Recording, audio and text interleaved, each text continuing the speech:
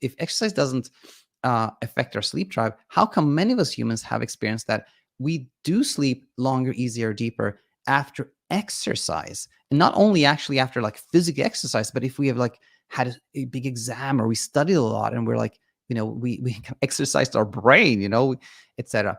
Well, the way I see this now is that, exercise does not affect the gas, but it can impact the brake.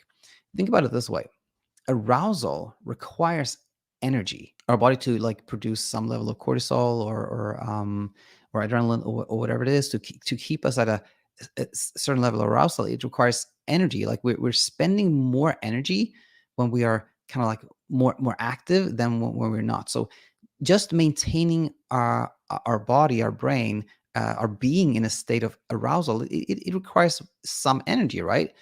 And when we have spent a lot of energy, and I'm not talking about kind of like energy as in kind of the fuzzy, like how's your energy today, that sense, but more in like amounts of like calories, like we've burned a lot of calories some way, then there may not be as much energy and as much calories available to produce that level of arousal. So our arousal is naturally on the lower end, right?